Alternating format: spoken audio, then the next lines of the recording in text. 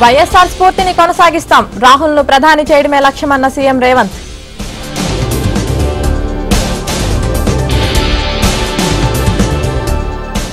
నేటి నుంచి ఏపీలో ఉచిత ఇసుక అమలు, అక్రమ తవ్వకాలు, రవాణా జరగకుండా ప్రత్యేక నిఘా.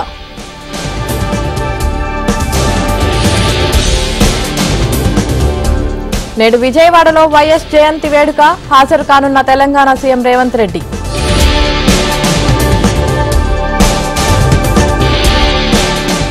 హైదరాబాద్ లో బీఆర్ఎస్ కు మరో బిగ్ షాక్, కాంగ్రెస్ లోకి ఎమ్మెల్సీ చల్లా వెంకట్రామరెడ్డి.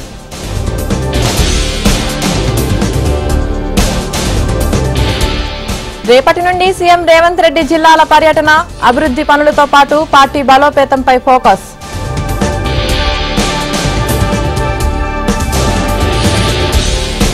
నేడు రాజమండ్రిలో బీజేపీ కార్యవర్గ సమావేశం, పార్టీ బలోపేతంపై పలు కీలక నిర్ణయాలు.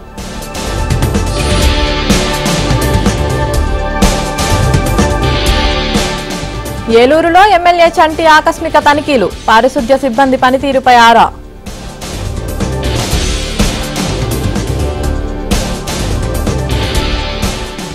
ఢిల్లీ లిక్కర్ కేసులో డీఫాల్ట్ బెయిల్ కోరుతూ కవిత పిటిషన్, నేడు సీబీఐ ప్రత్యేక కోర్టు విచారించే అవకాశం.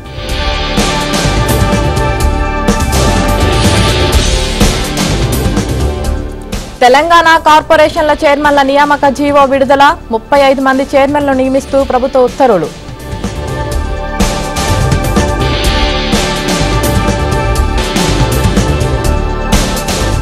ఏలూరు జిల్లా కైకలూరులో ఫ్లెక్సీల కలకలం, వైసీపీ జనసేన మధ్య ఫ్లెక్సీ వార్.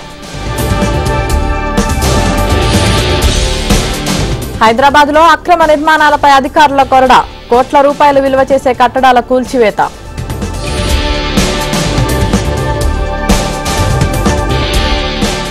ములుగు జిల్లా ఏటూరు నాగారంలో పోలీసుల తనిఖీలు, మావోయిస్టుల జాడ కోసం జల్లెడ పడుతున్న పోలీసులు.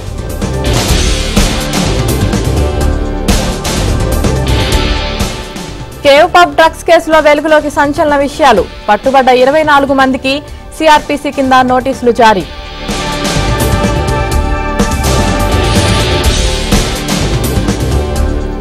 రెండు రోజుల పాటు తెలంగాణకు భారీ వర్షాలు, అప్రమత్తంగా ఉండాలని అధికారుల సూచన.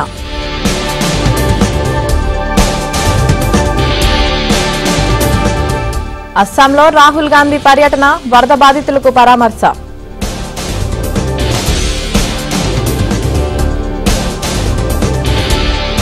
నీట్ యూజీపై నేటి నుంచి సుప్రీంకోర్టులో విచారణ, పరీక్షను రద్దు చేయాలని 26 పిటిషన్లు.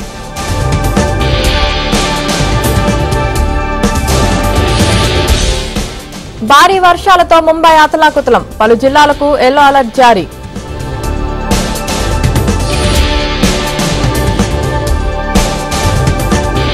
రెండో రోజు కొనసాగుతున్న పూరి జగన్నాథుని రథయాత్ర, యాత్రలో పాల్గొంటున్న లక్షలాది మంది భక్తులు.